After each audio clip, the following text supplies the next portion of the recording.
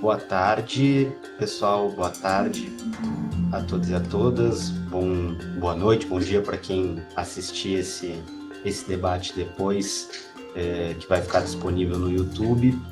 Eu sou Guilherme Nunes, aqui do CEDEM, e o nosso debate hoje, né, um tema bem quente, bem atual, chama Peronismo e Antiperonismo, a eleição de Milei na Argentina, que se refere, obviamente, ao último dia 19 de novembro, quando a América Latina presenciou mais uma vitória eleitoral de uma figura de extrema-direita, dessa vez, né, no país vizinho aqui, na Argentina.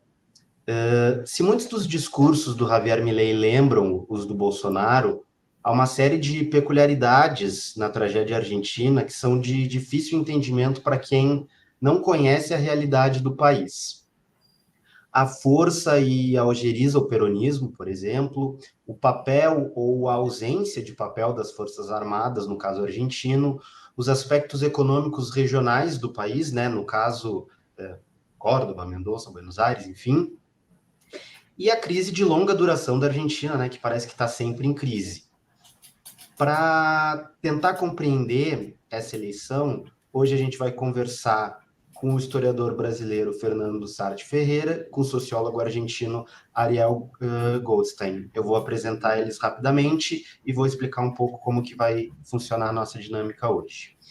O Fernando Ferreira, então, é licenciado em História pela USP, né, pela Universidade de São Paulo, e ele é mestre e doutor em História Econômica pela mesma instituição.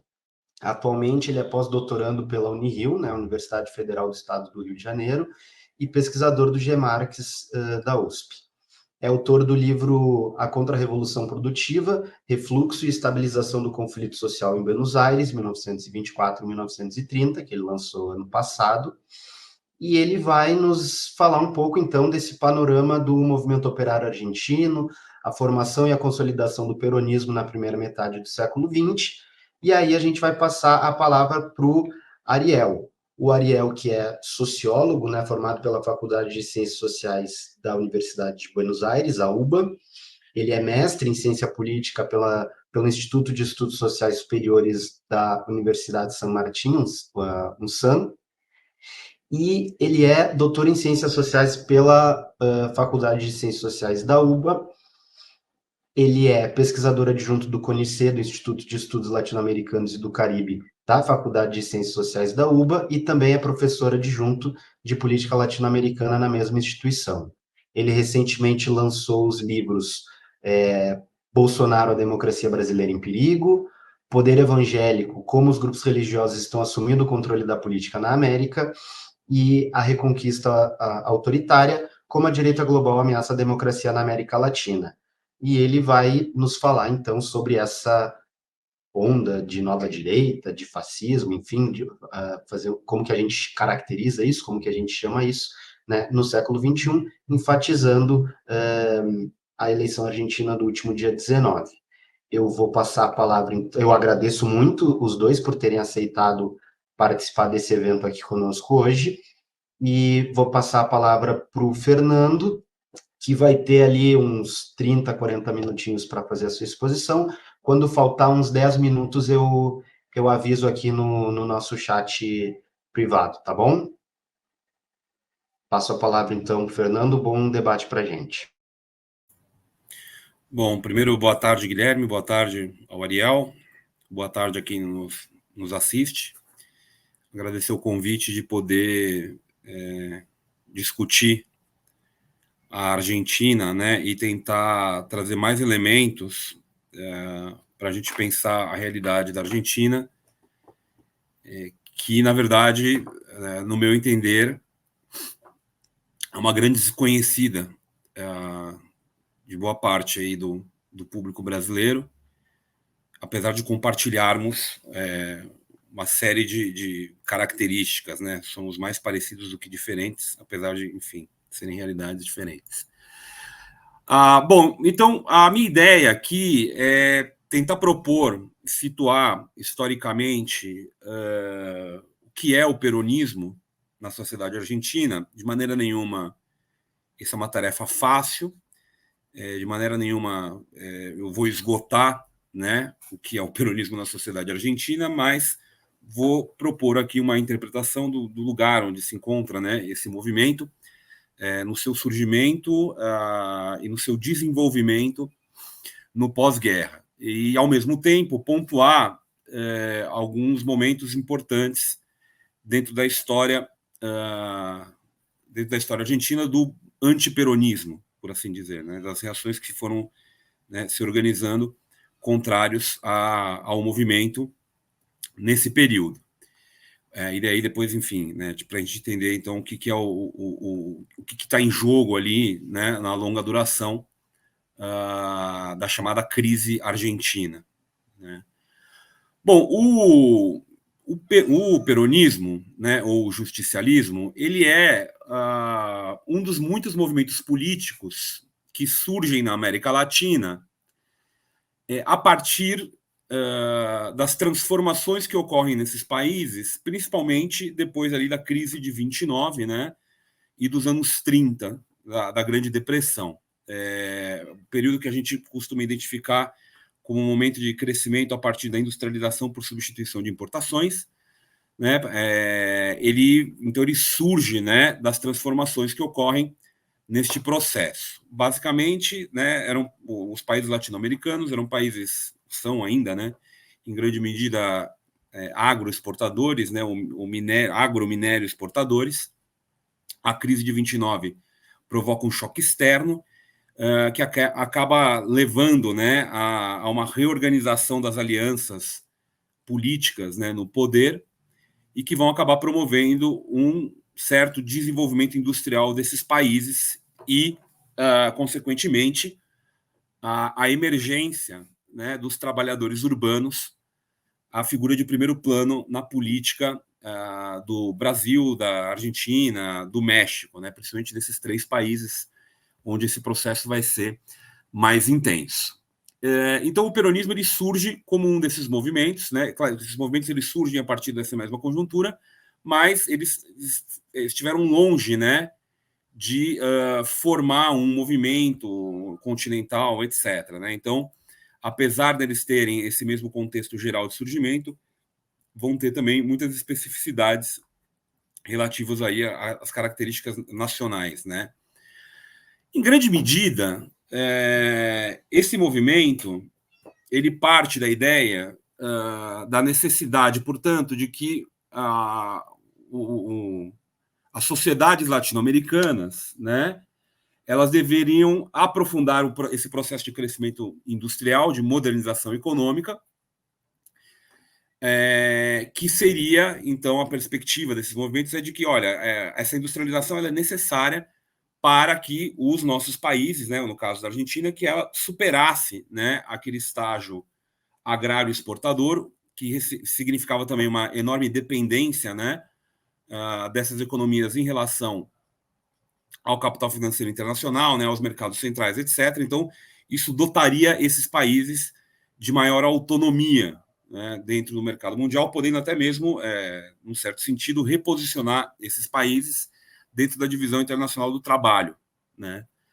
Esse desenvolvimento nacional defendido pelo peronismo, ou que o peronismo, né, vai ser uma das forças políticas que vai defender, né, o que vai se organizar, né, em torno dessa ideia, ele partia do pressuposto aí da necessidade desses países de aumentar o valor das suas exportações para, nesse sentido, obter mais divisas.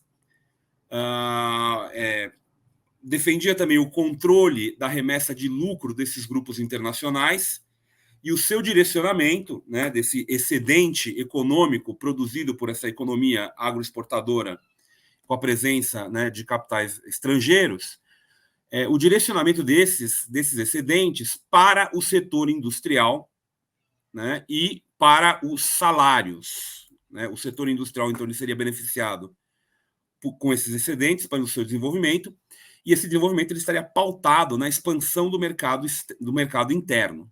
né? A expansão do mercado interno seria impulsionada por uma política distributivista, né, em favor dos trabalhadores por meio da garantia de direitos básicos, né, de aumento dos salários, né, etc. Essa era a perspectiva, né? Em contraposição, né, a esse modelo, havia a defesa dos setores mais tradicionais dessas economias agroexportadoras e também da Argentina, que sempre defenderam, na verdade, uma maior integração da economia, né, dessas economias, ao mercado internacional, né, e que, na verdade, de certa forma, esse projeto de desenvolvimento nacional e de industrialização, ele atentaria com a chamada lá, a vocação natural da economia argentina, de produção para exportação de bens agrícolas, no caso da Argentina, principalmente né, de trigo e de carne, né, mas também de milho, né, também é um produto de enorme importância.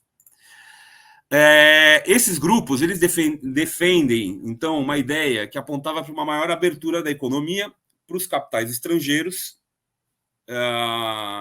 para diminuição de subsídios e proteções setoriais, por uma política monetária passiva, né, que não fosse expansionista, né, no qual a circulação ela é determinada pela entrada de divisas do exterior e pela transformação do salário não mais numa variável para a promoção do crescimento da economia, mas numa variável de custo que deveria ser cortado sempre para aumentar a eficiência da economia argentina. Então, temos, né, na base da disputa desses dois projetos uma tensão muito forte que passa pelo lugar dos trabalhadores nessa sociedade, né, do mercado interno nessa sociedade.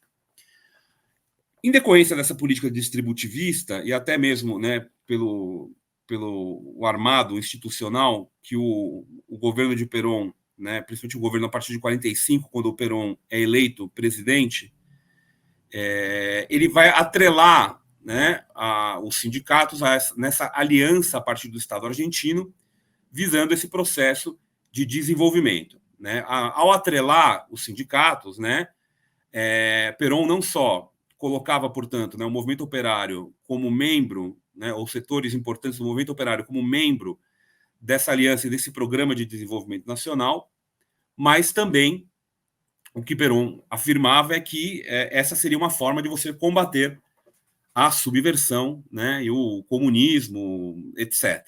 Né? E apesar desse esforço enorme, né, do outro lado, nos seus opositores, nunca vão deixar de apontar esse vínculo, né, do peronismo com o movimento operário, com os sindicatos, etc., como um elemento extremamente subversivo, né, desse projeto econômico e, enfim, de desenvolvimento nacional. Né? Então, sempre vivendo esse conflito. Né? O peronismo se apresentando como uma forma, a única forma, né, de você, de certa forma, pacificar ali a sociedade argentina por meio da inclusão, né, dos trabalhadores dentro de uma aliança política dentro do Estado, né, você institucionalizando o movimento operário e várias das suas demandas, né, como forma de combater a subversão, e, ao mesmo tempo, esse próprio processo, né, desde muito cedo, sendo identificado por esses setores favoráveis, né, a esse processo de integração da economia argentina ao mercado internacional, apontando sempre esse processo como um processo subversivo. Né?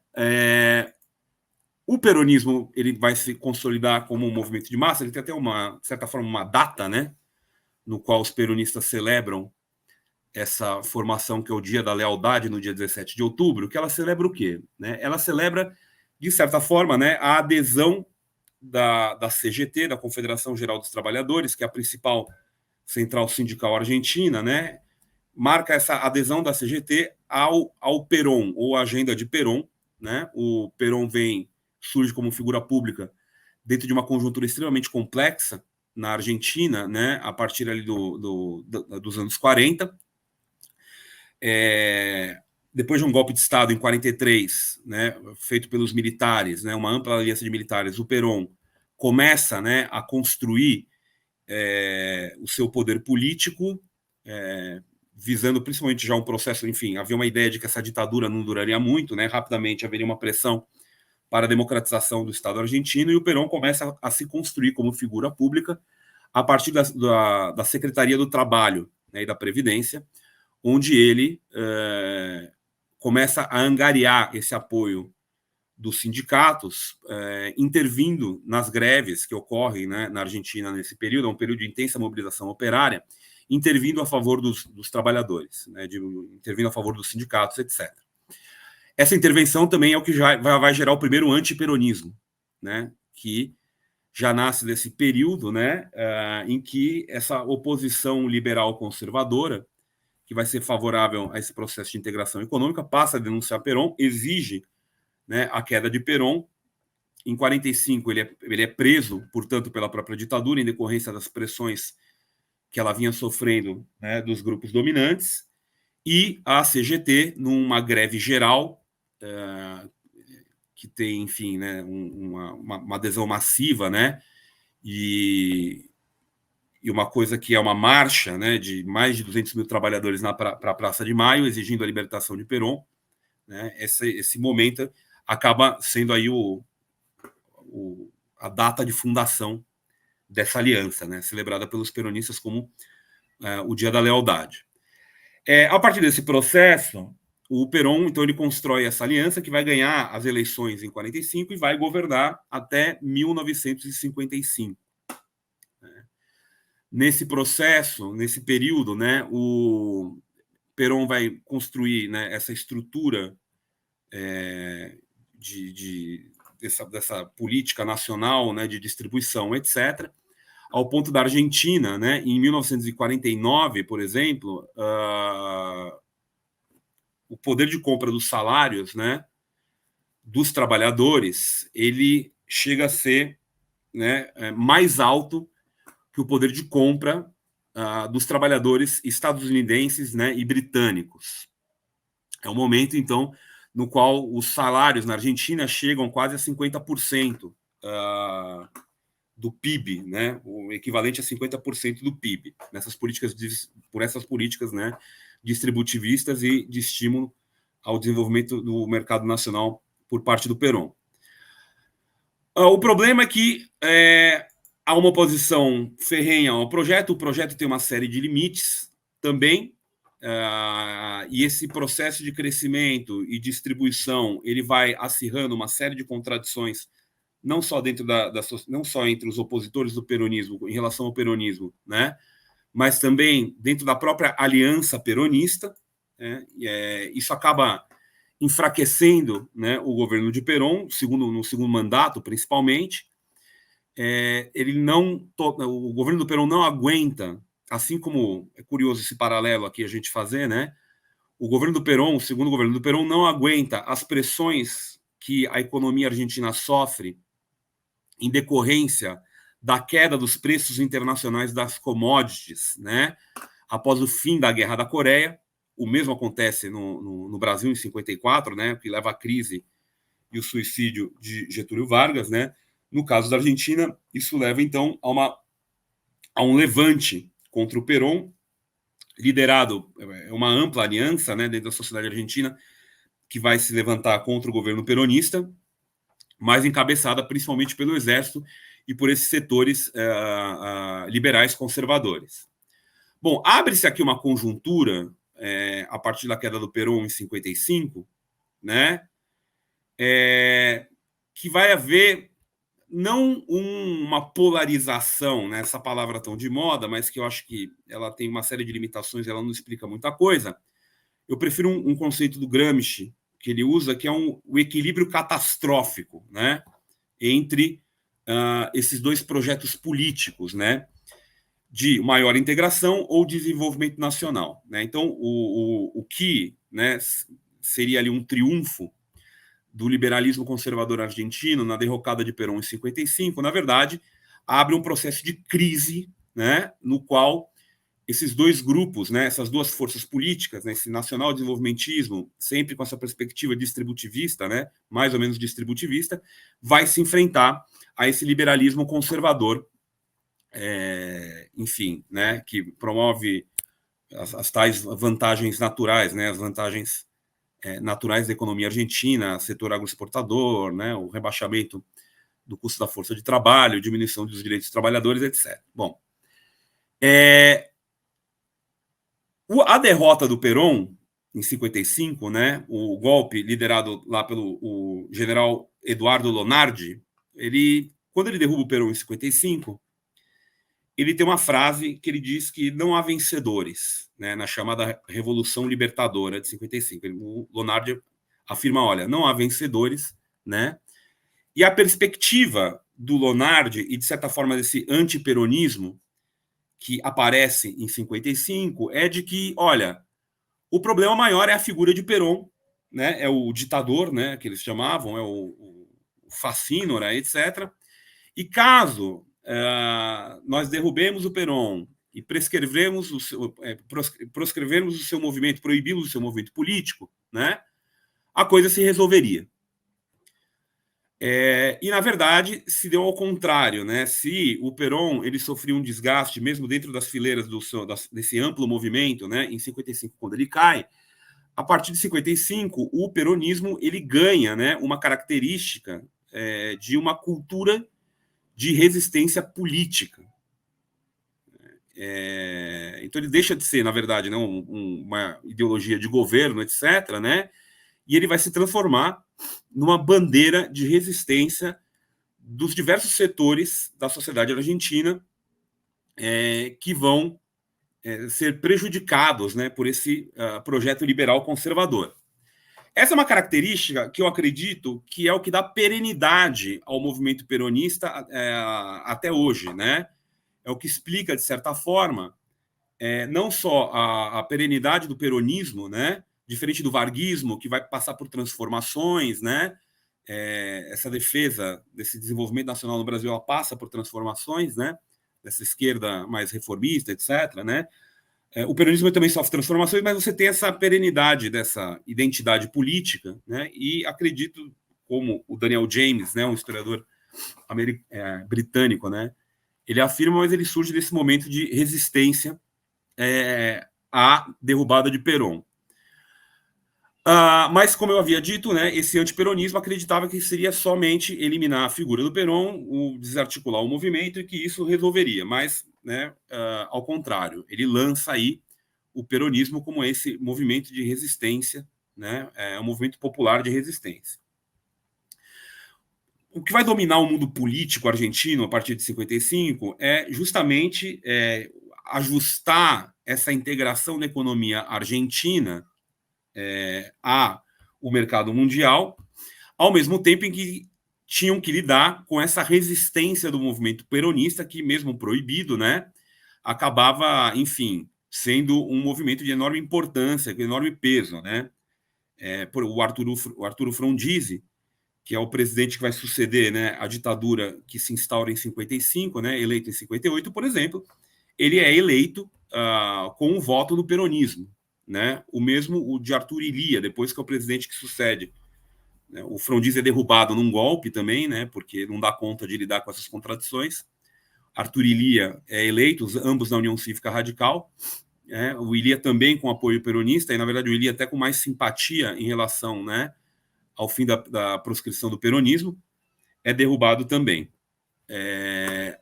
A derrubada do Illia em 66, ela vai marcar também uma nova etapa no antiperonismo, né? Em 66, a gente tem a ditadura, né, do general Onganía, liderada pelo general Onganía, conhecida também como a Revolução Argentina, né? Essa ditadura, essa ditadura de 66, ela guarda bastante, na verdade, semelhanças, né, com o projeto político-econômico da ditadura brasileira, de 64. De certa forma, ela está ali, vai até se inspirar um pouco, né, na ditadura brasileira.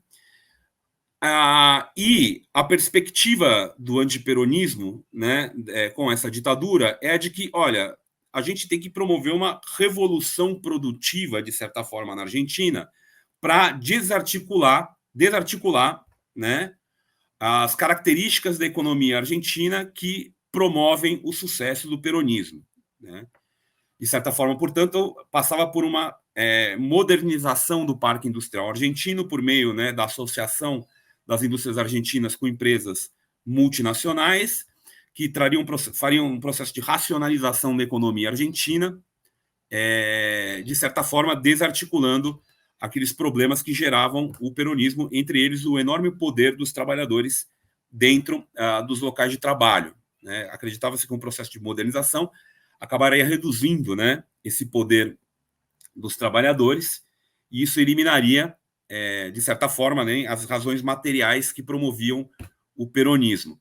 Outra medida deles também, nesse processo de modernização, foi de estimular a descentralização da indústria argentina de Buenos Aires para outros locais. Então, é nesse momento, por exemplo, que a gente tem o desenvolvimento do Parque Automotivo de Córdoba, né? Na perspectiva que ali seria um novo proletariado, uma nova classe trabalhadora, etc., que estaria livre dos vícios, né, dessa antiga classe trabalhadora, enfim, peronista, né? O problema é que a coisa dá errado também, né? E rapidamente a sociedade argentina reage a essas medidas, né, de modernização econômica, autoritárias, etc. E, novamente, aqui o peronismo surge como um polo aglutinador de resistência. Né? Você tem esse momento, o surgimento do chamado sindicalismo classista na Argentina, né? Você tem umas vertentes do sindicalismo mais radicalizadas, né? Mas ainda há um predomínio enorme, né, do peronismo como esse polo aglutinador dessa força de resistência.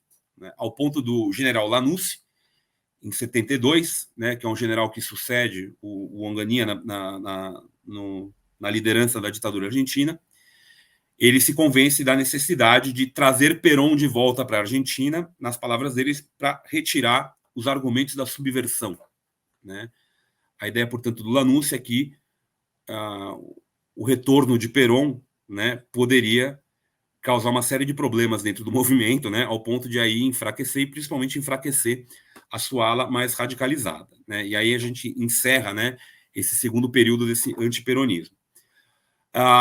De certa forma, o Lanussi tinha alguma razão, né? A volta do Perón promove uma série de contradições e disputas internas dentro do movimento. A gente tem a eleição do Perón em 74, né? Depois de anos de exílio, ele volta, é eleito em 74, eleito apoiando-se, né, nos setores mais de direita do seu movimento. É um momento que a crise do petróleo pega com tudo, né? Não só a Argentina, mas a gente lembra também o final do milagre brasileiro, né? Começa a crise da ditadura militar brasileira ali.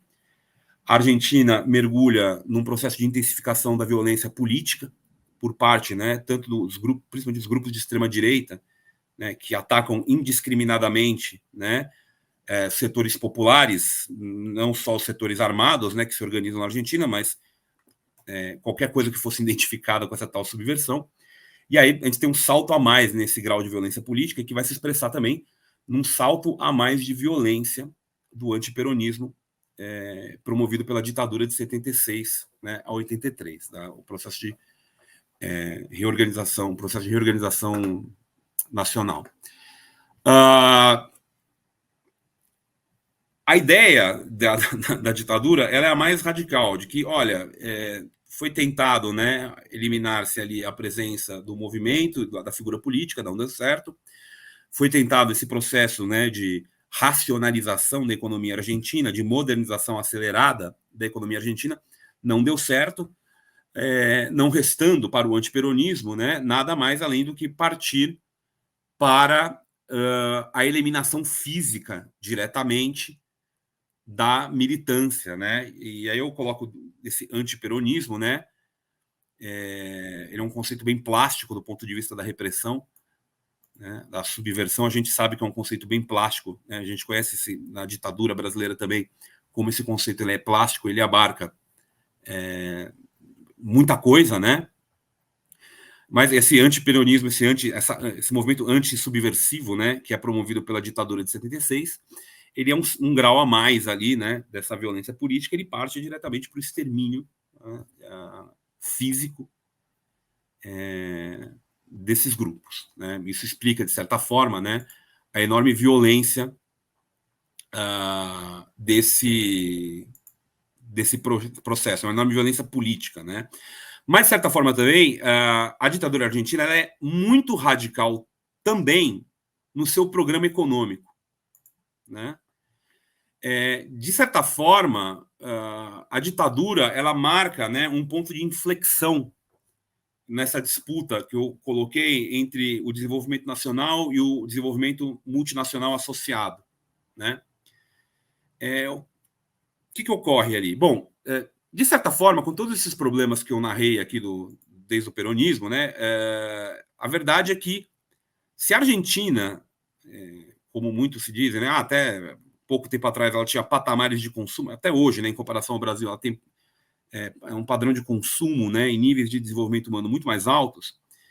Isso decorria muito da organização dos próprios trabalhadores, né, da sociedade civil argentina na defesa dos seus direitos. Não era nenhum milagre, né, da elite argentina, mas resultado, né, desse movimento em defesa, né, dos direitos, da força do sindicalismo, etc. A partir da crise da ditadura militar, a gente abre um processo de regressão social muito violento e que passa, né, tanto por essa violência política, né, da ditadura militar, mas também por uma violência econômica, né? A economia argentina, desde a última ditadura, ela passa então a destruir a sua base produtiva, beneficiando cada vez mais os setores financeiros e agroexportadores, né? Se a gente tinha então aquele equilíbrio catastrófico, né, entre políticas de integração internacional e tentativas de desenvolvimento nacional, desde a ditadura, a gente vive ali na Argentina um processo cada vez maior de desagregação social, né? E não por causa dos tais efeitos paralisantes da polarização política entre esses dois projetos, né? Mas porque há uma impossibilidade de qualquer um desses dois projetos, seja o de desenvolvimento nacional, seja o de integração internacional, conseguir promover qualquer solução mais estável para acelerar a degradação das condições de vida, né, na Argentina. Isso por quê? Porque a cada movimento de integração, você amplia na Argentina o endividamento externo e você aprofunda o desmonte da estrutura produtiva do país, né? O neoliberalismo, especialmente a vertente argentina, né, que não nasce com Milei, não nasce com Menem, mas nasce com Martinez de Oz na ditadura, né, ele é uma ideologia deletéria, né, diferente do que os defensores na imprensa, né, os seus operadores técnicos dizem. O neoliberalismo ele não tem nada a entregar além da regressão social. Como a gente já viu aqui, né, em busca da consecução desse projeto na Argentina, foram mortos e desaparecidos aí 30 mil pessoas. Foi levado à crise social de 2001, né, depois dos anos Menem. E o breve período de Macri, em 2015 e 2019, foi responsável por fazer com que os índices de miséria na Argentina explodissem também, né? O que acontece também em resposta, geralmente esses ciclos neoliberais que terminam, né, em regressão social? As propostas de cunho desenvolvimentista, de certa forma encarnadas ali no peronismo, né, voltam a ganhar força. Só que o que acontece desde a época da ditadura militar, né? A infraestrutura econômica e a superestrutura jurídica e política que dariam sustentação, né, o desenvolvimento desse programa de desenvolvimento nacional, elas tornam-se, né, toda essa infraestrutura e superestrutura, elas tornam-se, a cada rodada de integração, cada vez mais frágil, reduzindo a possibilidade de ação dos governos, né, peronistas, né, dos governos chamados aí de desenvolvimentistas, né, reduz a possibilidade de ação e o que fomenta também a frustração política.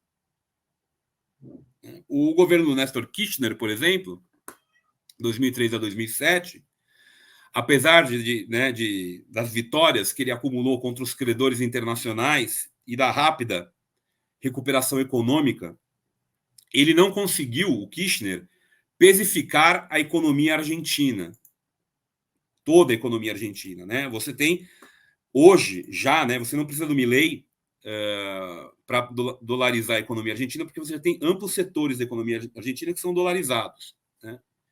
Por exemplo, a propriedade. Você não adquire um imóvel na Argentina a não ser negociando em dólares, né?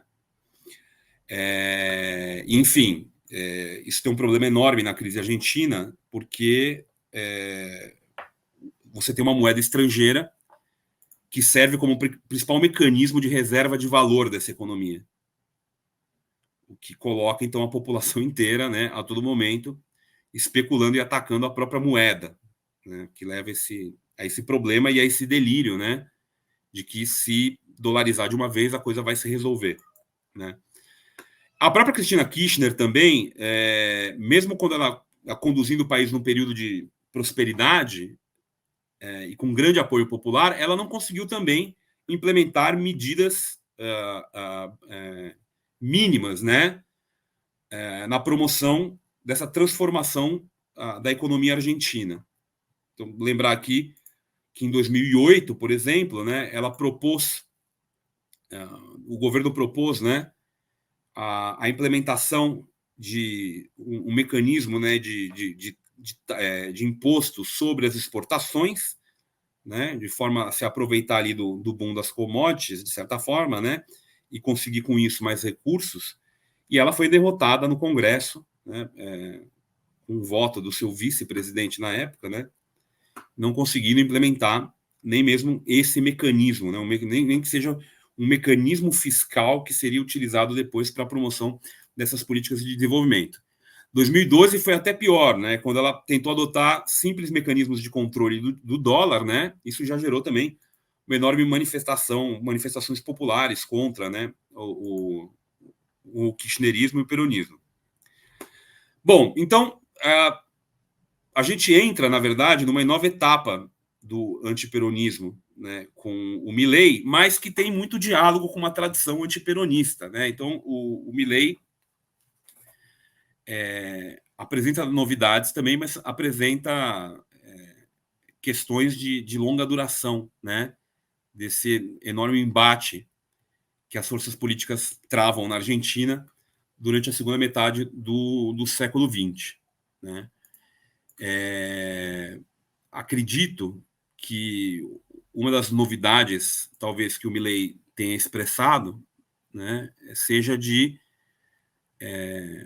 essa característica que também parece muito a do bolsonarismo, né, de apresentar esse processo que é extremamente regressivo do ponto de vista, né, social, como na verdade, uma roupagem, né, revolucionária, disruptiva. Acredito que essa seja uma novidade, né? É um movimento que é de massa, né? Policlassista, ele envolve, né? Acho que podemos ouvir o Ariel, né? Analisando melhor esse fenômeno, mas ele é um movimento de massa, né? Que acho que pela primeira vez essa é a grande novidade nessa disputa, né? Então esse projeto de integração à economia mundial, etc., né, de internacionalização da economia, conta agora com um movimento de massa e que se apresenta com essa forma disruptiva, né? Apesar de que no discurso o Milei deixou claro, né, que o objetivo dele era um retorno, né, à era dourada, segundo os liberais, né, da Argentina, que é anterior a 1930, né? Em alguns momentos ele até coloca como marco 1916, pressupondo aí que o problema da Argentina começou quando houve o sufrágio universal, né? Principalmente na eleição presidencial de 16. Bom, era um pouco isso, né? Essa trajetória, esses elementos que eu queria trazer. E, bom, né, agradeço mais uma vez o espaço para poder falar de história argentina. É isso. Muito obrigado, Fernando. Eu passo de imediato a palavra para o Ariel, que vai continuar. Imagino que toque em alguns pontos que o Fernando já trouxe na apresentação dele. Ariel, mesma coisa, eu te aviso aqui no chat quando tiver passado 30 minutos, e aí peço para, nos últimos 10, encaminhar uma conclusão.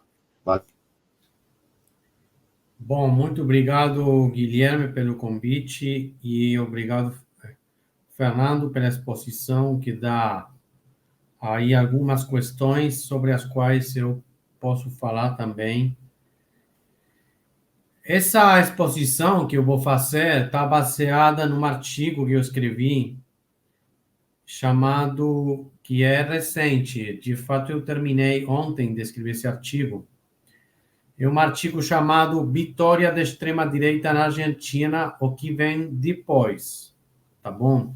Eu não vou falar muito tempo, eu vou fazer uns pontos, assim, sobre o que eu acho que aconteceu na Argentina nos últimos tempos,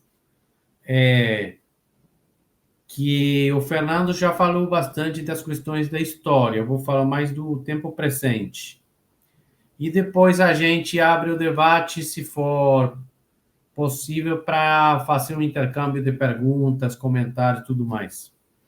Então, os resultados das últimas eleições presidenciais colocam a Argentina no caminho da direita radical, que é uma coisa que existe no mundo, na Europa, onde aconteceu recentemente a vitória da extrema-direita na Holanda, o Geert Wilders, que é um cara que obtive uma vitória aí, com um discurso muito contra a migração, contra os muçulmanos.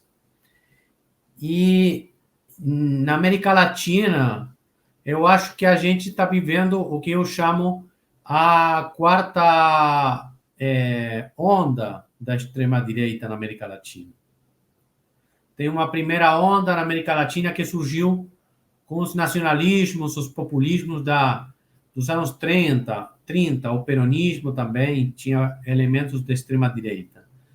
Depois, e também com a Europa, onde estavam os fascismos, né? Então, tinha grupos que tentavam imitar esses fascismos na América Latina. O integralismo no Brasil, e assim. E depois tem uma segunda onda, que é com a Revolução Cubana, nos anos 50, e a Guerra Fria, que leva as ditaduras na América Latina, em oposição às guerrilhas, ao comunismo. Depois tem uma terceira onda, que foi os anos 90, onde tive o Menem na Argentina, o Collor no Brasil e o Fujimori no Peru. E tem a onda atual, que é o que eu acho que é a onda atual da extrema-direita na América Latina, principalmente representada pelo Castro, no Chile, o Bolsonaro no Brasil, e o Milei na Argentina agora, e a direita radical no Peru, que é muito forte também. Tá bom? Mas eu acho que cada país tem características próprias, né? Por exemplo, eu vou marcar algumas diferenças entre o apoio ao Bolsonaro e ao Milei. Eu acho que o movimento criado pelo Bolsonaro tive um apoio fundamental em militares e os pastores evangélicos. E isso deu, no Brasil, uma consistência forte na organização política que tive o bolsonarismo. E o Milei não tem isso, não tem pastores, não tem militares, assim, com a força que tem na sociedade brasileira. Ele tem apoio de economistas neoliberais, ele tem apoio de alguma mídia, como, por exemplo, o canal de televisão La Nación Más, e grupos da juventude, que estão muito decepcionados da política. Ele se apresentou, ele é um economista que se apresentou com um cara rebelde, né? Um enfant terrível da direita radical na Argentina. E ele apareceu na mídia e começou a ter muito reconhecimento de setores da sociedade que estavam desencantados da política na Argentina.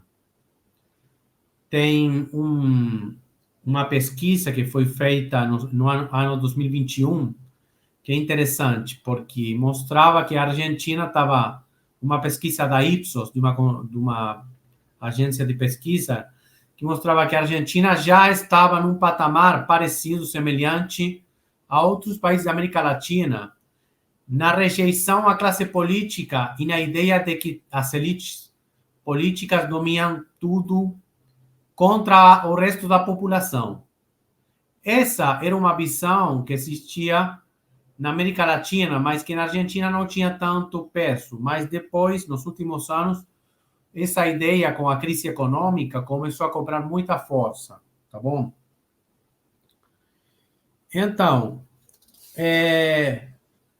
eu acho que o Milei vai ter dificuldade em traduzir esse apoio inorgânico que ele tive no movimento organizado, coisa que no bolsonarismo foi mais fácil, porque ele tinha o apoio das igrejas, dos militares, que são estruturas mais constituídas, que têm uma presença mais orgânica na sociedade.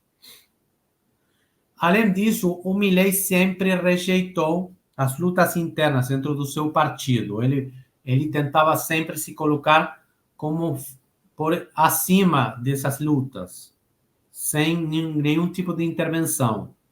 Isso criou muito conflito dentro do partido e isso também induz a pensar a gente que ele vai ter dificuldade em construir uma base orgânica para esse movimento juvenil.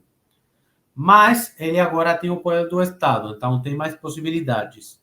Mas seu partido é novo no cenário político. O Milei não tem experiência política significativa. Isso que foi uma virtude para ele nessa luta, nessa campanha que ele fez contra a classe política, o fato de que ele não tinha experiência política significativa, isso que foi muito bom para a campanha, agora que ele tem que governar, é um grande desafio para a sua equipe. E a gente já viu nos últimos dias que ele vai mudando. A ministra de Segurança vai ser a Bullrich, não, finalmente não. O ministro da Fazenda vai ser tal, não é. Tem muita briga dentro do próprio armado político dele. Isso, em parte, é fruto da inexperiência que eles têm. Bom, ele vai tentar também implementar um choque econômico. Nos primeiros meses, ele vai jogar seu capital político, que ele obtive com 55% dos votos no segundo turno, ele vai jogar esse capital político para produzir um choque econômico, para produzir uma restrição dos gastos em diversas áreas do Estado. Só que desde a vitória que ele teve, ele assumiu posições mais pragmáticas, ele tomou um pouco de distância das conspirações da extrema-direita que ele apoiou na campanha, enquanto ele estava longe do poder executivo. Agora que ele ganhou, ele mesmo falou que ele tem que ser mais pragmático e que ele agora representa os interesses de todos os argentinos, não só dos seus interesses. Por exemplo, durante a campanha, ele disse que ia romper relações com o Brasil, com o Lula, porque era comunista e corrupto. Mas depois da vitória, ele enviou uma carta diplomática a Lula, convidando para a Assunção, ressaltando a importância do relacionamento dos dois países. Ele enviou a nova chanceler, Diana Mondino, para um diálogo com o embaixador do Brasil. E ele confirmou, provavelmente, o mesmo embaixador que o Daniel Scioli, da Argentina no Brasil, que é o mesmo do governo do Alberto Fernandes. Quer dizer, para garantir uma estabilidade nessa relação que pode ser problemática. Bom, ele também falou que quer fazer um fechamento da mídia pública e de outras agências estatais. Para isso, ele precisa atacar os sindicatos para avançar nas reformas pro mercado que ele planteia, que ele quer fazer e cortar os gastos estatais. Como já falou Fernando, os sindicatos que foram a base do peronismo são fortes na Argentina e têm uma ideologia entre esquerda e estatista. E quando governou o presidente da direita, Maurício Macri, entre 2015 e 2019, um dos principais problemas que ele tive para avançar nas suas reformas para o mercado foram as mobilizações na rua, as manifestações na rua. Então, mas agora, o Macri e o Milei, o Macri que é aliado do Milei agora, eles se sentem justificados pelo voto popular de 55% no segundo turno e por uma maioria que parece estar contra o Estado e contra o peronismo. É uma maioria que surgiu das eleições, que é anti-Estado, anti-peronista. É uma maioria que concorda com o Macri em que o maior problema da Argentina são os sindicatos e o peronismo. Então, eu acho que os sindicatos podem ser o centro dos ataques repressivos dessa administração de direita radical. Em seu discurso da vitória, o Milei falou que nada pode ser contra a lei e ele fez referências agressivas contra aqueles que falam de resistir às mudanças para o mercado, né?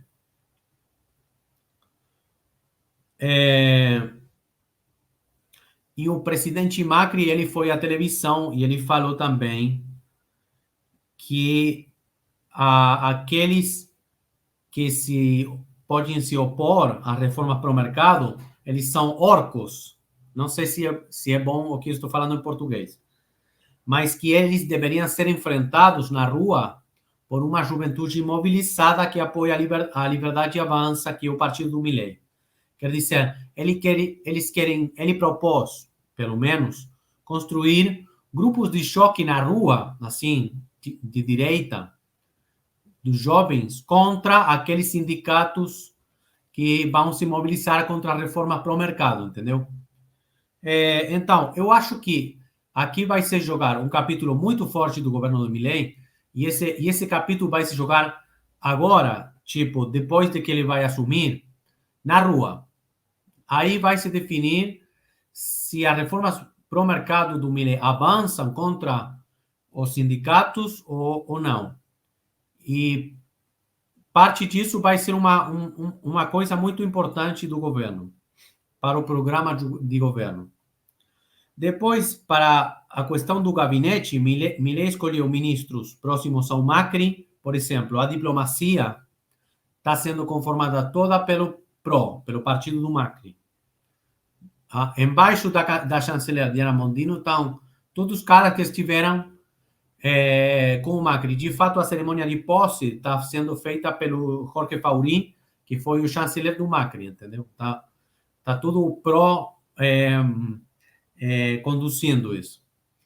E depois tem outras pessoas ligadas ao ex-governador da província de Córdoba, Juan Schiaretti, e também tem outras pessoas que estão com Eduardo Arnequian, que é um empresário armênio, com o qual o Milei trabalhou muito, e que agora tem pessoas que estão no governo do Milei, que vai assumir, muito próximas ao Arnequian, que são o Posse, que é o chefe do gabinete,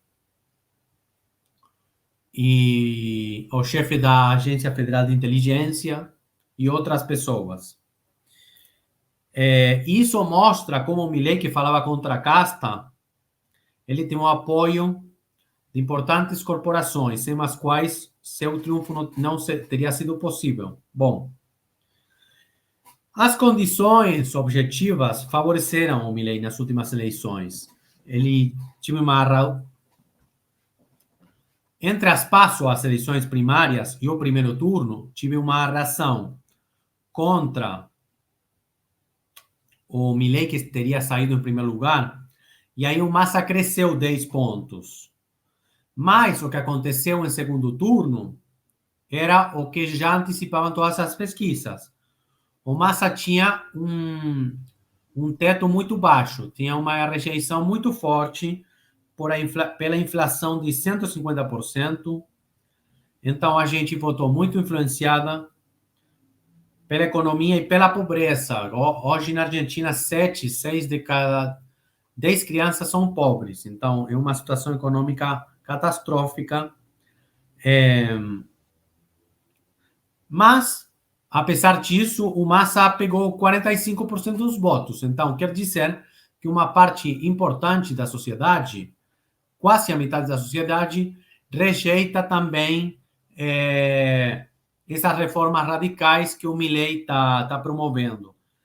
E, de fato, tem uma parte importante também, eu acho, do voto do Milei. O Milei pegou 30% no primeiro turno, 55% no segundo.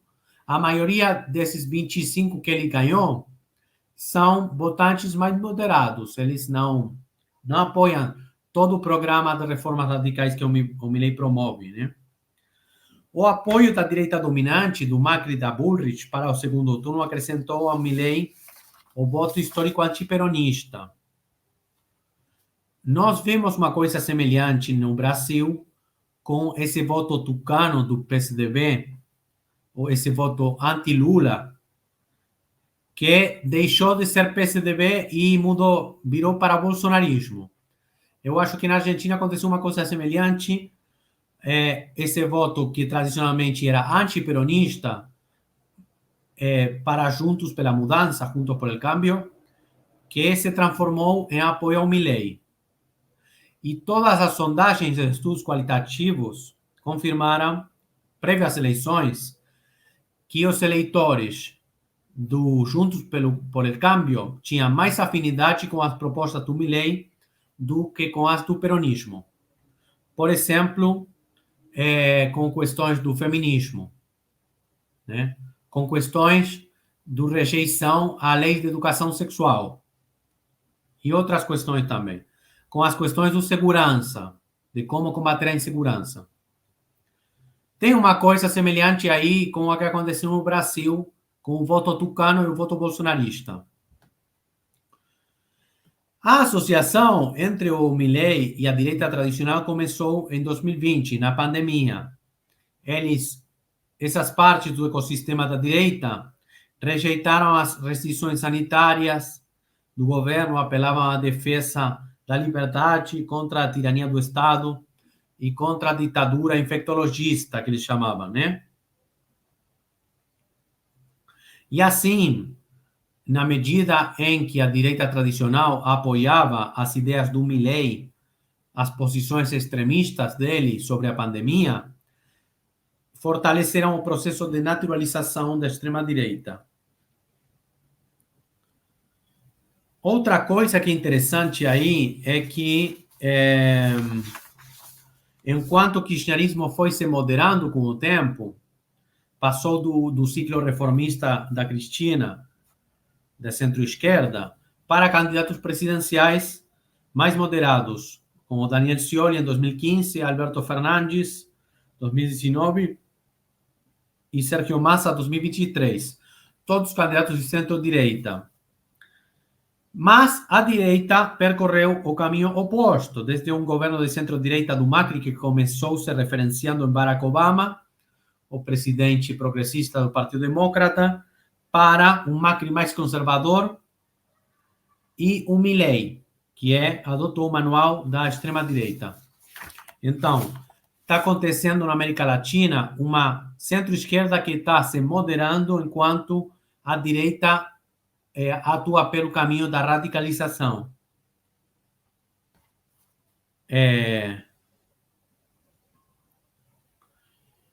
Bom, o Milei é um cara mais astuto do que parecia, mais esperto, né? Ele usou primeiro o candidato peronista Sergio Massa, que financiou sua campanha, para dividir a direita. Depois que ele conseguiu esse financiamento, ele usou o Juntos por el Cambio contra o peronismo para ganhar o segundo turno nas eleições. Mas eu acho que o Milei não vai conseguir fazer tudo o que ele quer. Ele tem alta legitimidade mas também tem uma parcela importante da sociedade que rejeita suas políticas. Ele tem minorias em ambas câmaras do Congresso. Como eu já falei, o 25% que ele cresceu entre o primeiro turno e o segundo é um voto mais moderado, que votou principalmente contra a continuidade do peronismo, mas provavelmente não está a favor da parte mais radical do seu programa. Bom, já para ir concluindo, vou falar mais duas coisas, já vou concluir. Existem tensões entre os grupos de extrema-direita representados pela vice-presidente Victoria Villarruel. Ela é uma lobista militar de setores repressivos da ditadura. Ela fala, que a ditadura cometeu excessos, que a ditadura não foi um plano sistemático de desaparição de pessoas, como já foi comprovado assim pelas pesquisas, investigações. Ela fala que não foram 30.000 os desaparecidos, as pessoas assassinadas, que foram menos. Ela defende os interesses dos militares da ditadura. Então, tem esse setor, que é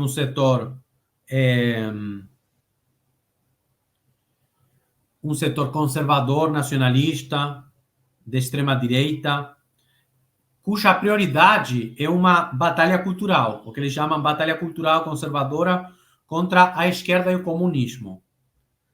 Tem esse setor, mas tem outro setor, que é o PRO, o partido do Macri, são setores mais liberais, que eles estão mais preocupados pelas reformas econômicas.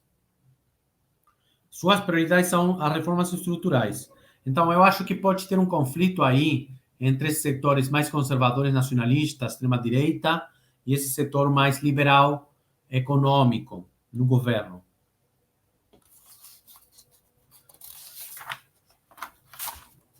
Já, por exemplo, o Agustín Laje, que é um influenciador argentino que tem muito sucesso, um intelectual de extrema-direita, ele já falou que tem que ter uma política dura na rua contra a oposição, em caso de que a oposição vai se manifestar contra o executivo. Mas, provavelmente, esse tipo de posicionamento vai gerar tensão no governo, né? Porque tinha outros setores mais moderados também.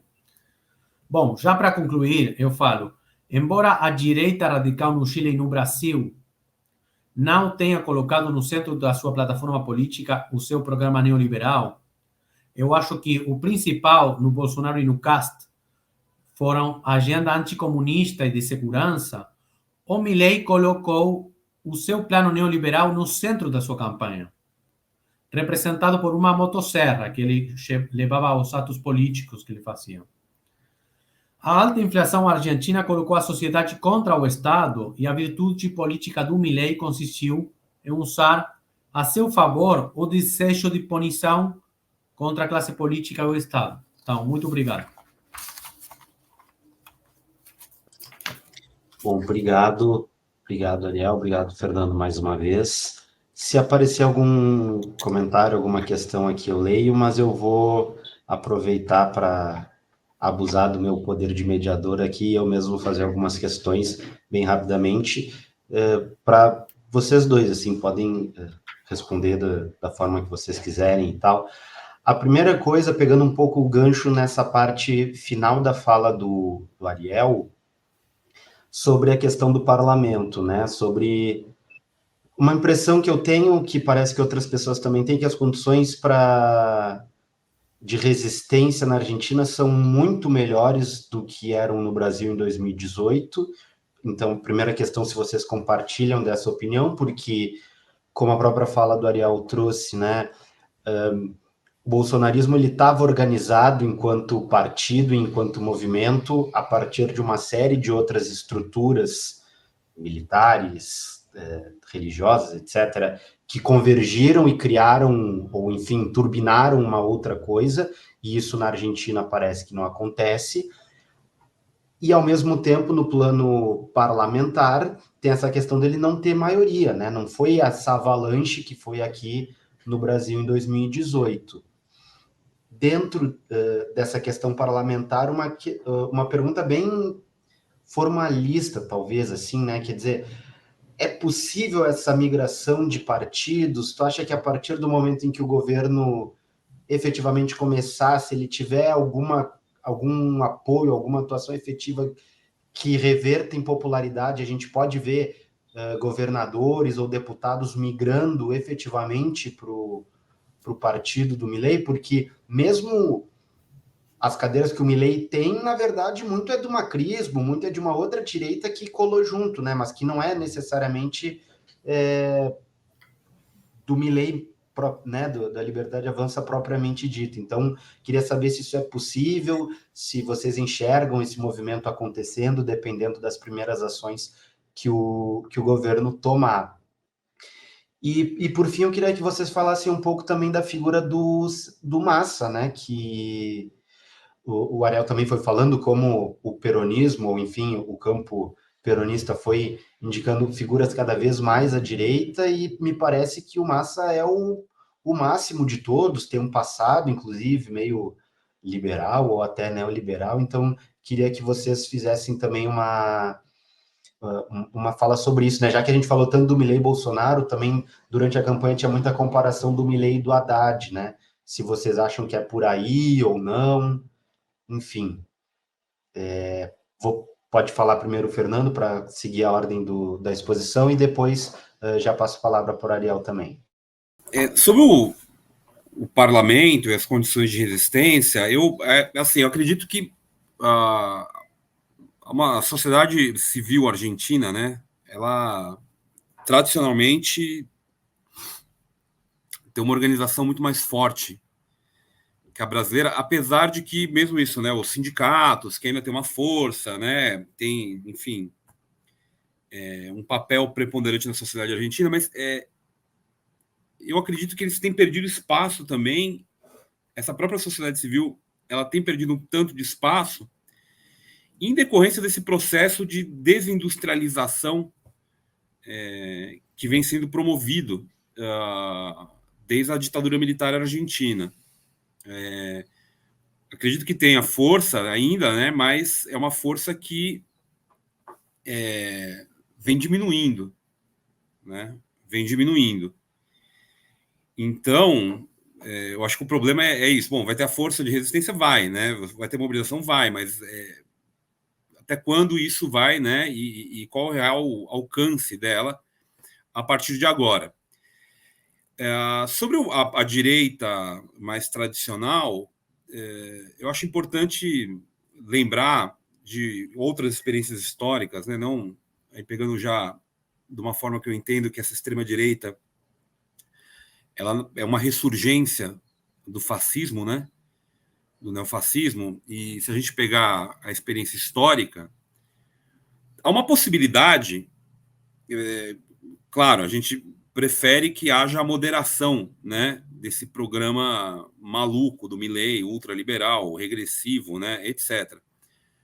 Mas ocorre também do que depois vai chamar da fascistização desse centro, né?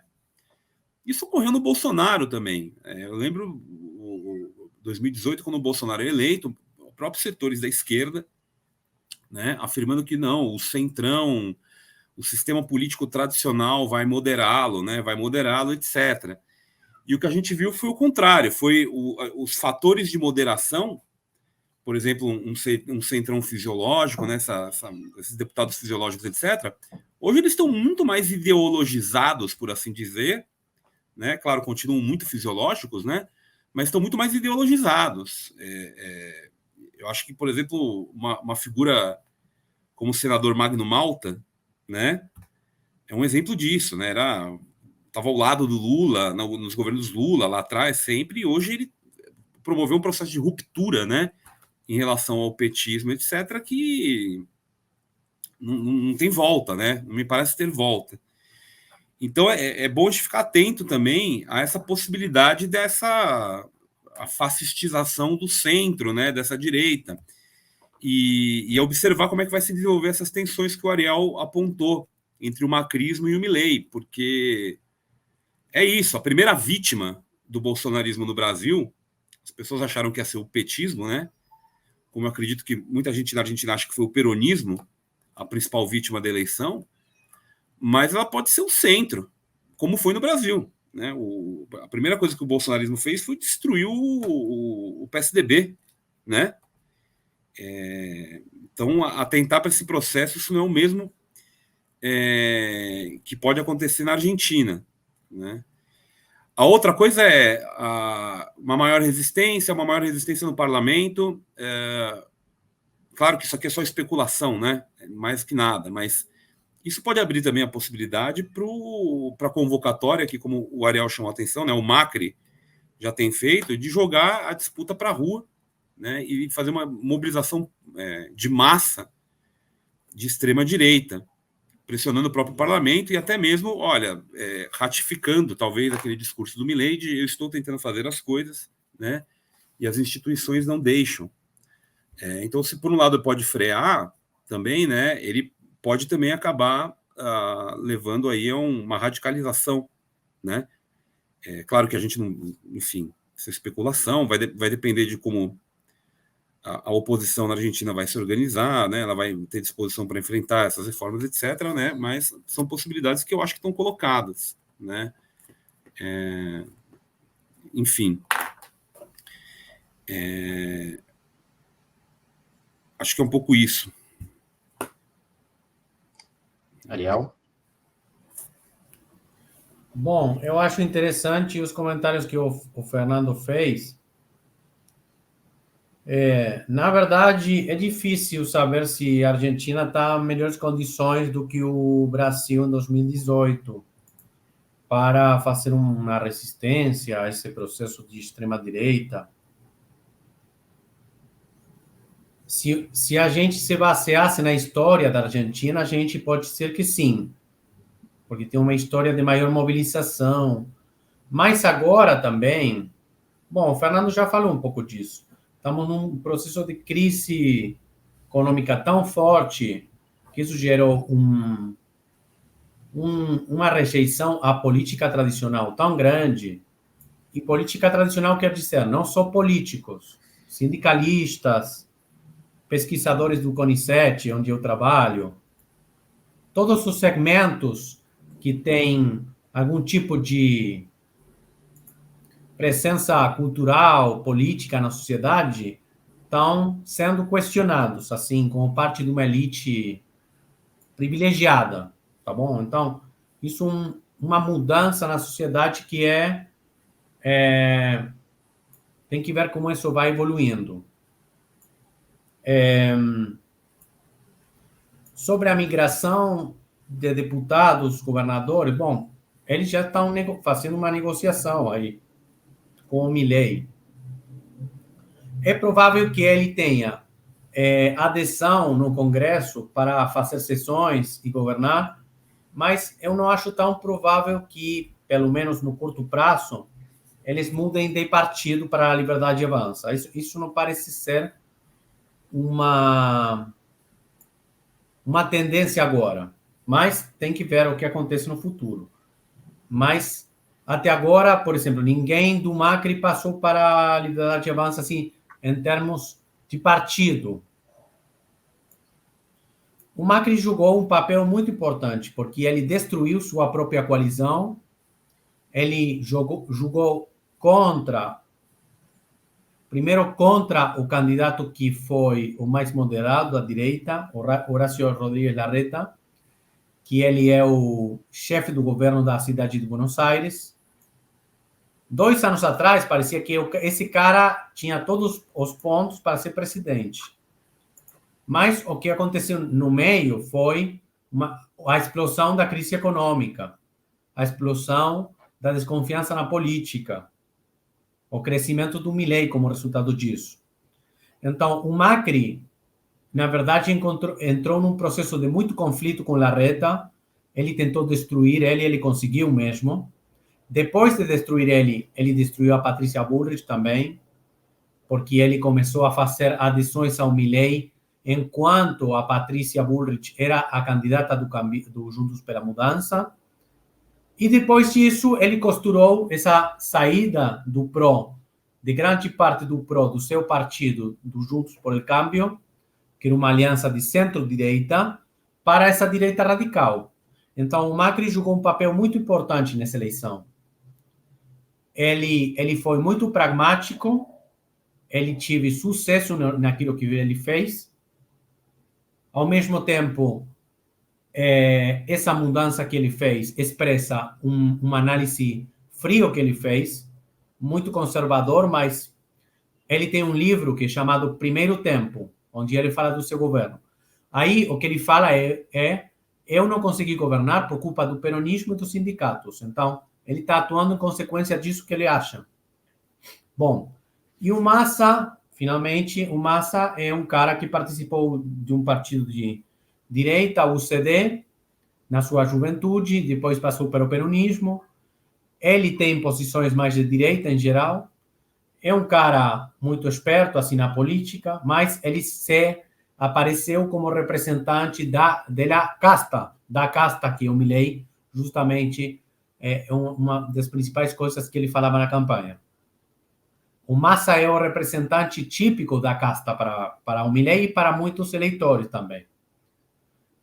Eu acho que o Massa fez uma boa campanha presidencial. O problema foi que a economia não acompanhou. Quando você tem 150% de inflação e você é o ministro da Fazenda do governo, é quase impossível assim ganhar um segundo turno. Porque a gente votou contra o estado da economia, que é realmente desastroso assim. Por isso foi muito difícil fazer campanha para o Massa no segundo turno. Você tinha só que fazer campanha contra o Milei. Mas você não tinha nenhuma coisa para falar em favor do Massa. Daquilo que ele tinha feito. Assim, eu acho que foi uma coisa meio tipo suicídio. Colocar para o peronismo um candidato que é ministro da Fazenda quando você tem 150% de inflação. É uma coisa assim muito pouco racional desde a política também. E deu no que deu, numa derrota do peronismo. Bom, é isso. Obrigado, Ariel.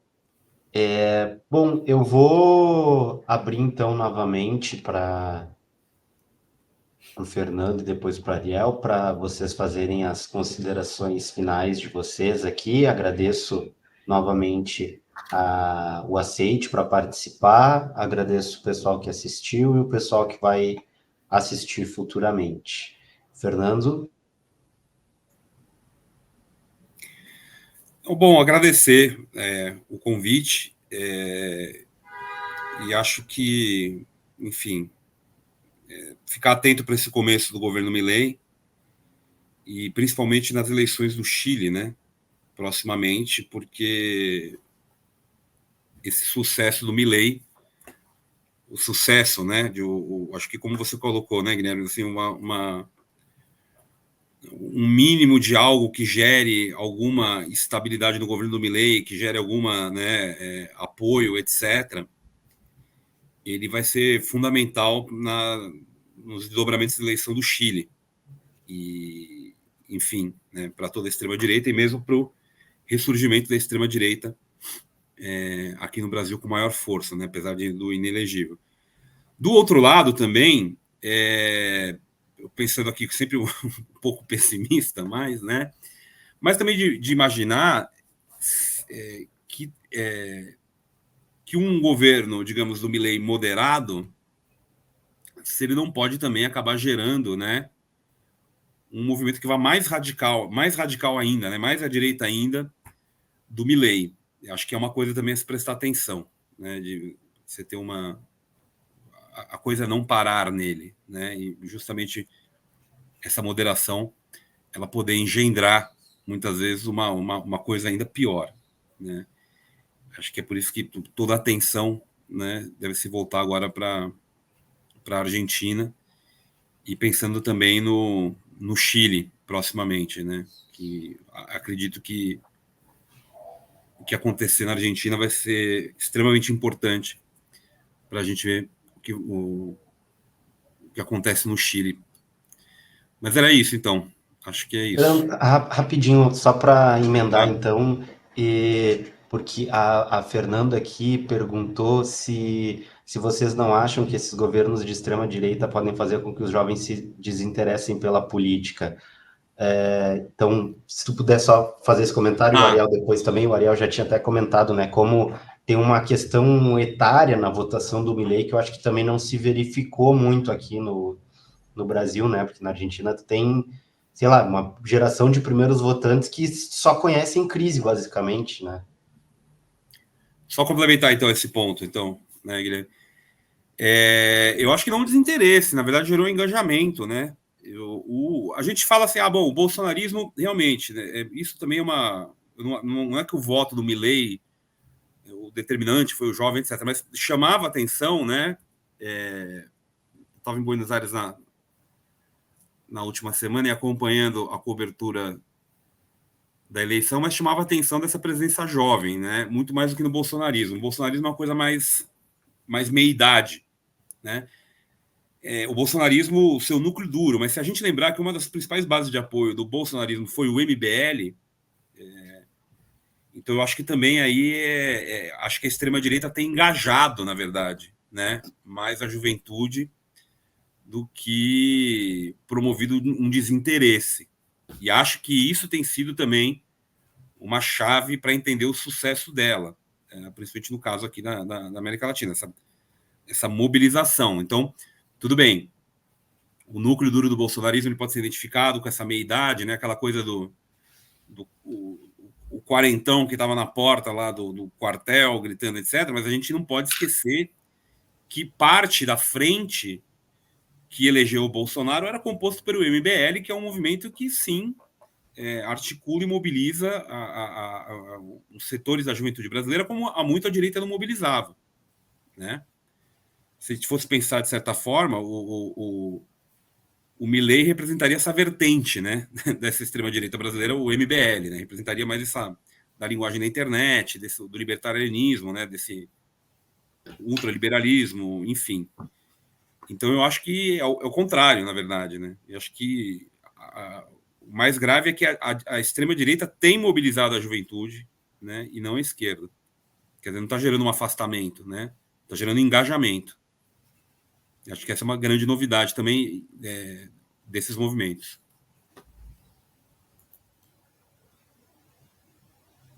Obrigado, Fernando. Ariel. Sim. E já surgiu uma outra questão também, que eu vou pedir para tu comentar, que é o Fermin, que é quão libertário e liberal é o Milei, né? Ou é apenas uma maquiagem, como era o Menem, que era peronista e tal, enfim. Acho que a gente é meio libertário. Acho que ao longo do debate vocês meio que colocaram, mas enfim, só para reforçar essa questão e também já encaminhar para tuas considerações finais. Bom, muito obrigado, Guilherme, pelo convite. Eu queria dizer que eu acho que tem dois cenários possíveis aí. Bom, na verdade tem muitos, mas eu identifico agora dois. Uma possibilidade é que os movimentos sociais, os sindicatos na rua, consigam, de fato, moderar bastante essa pretensão reformista do Milei contra o Estado. E aí fica um governo tipo do Macri, assim, mais híbrido, mais... E aí ele não consiga, na verdade, avançar e fazer muita reforma e comece a perder apoio político.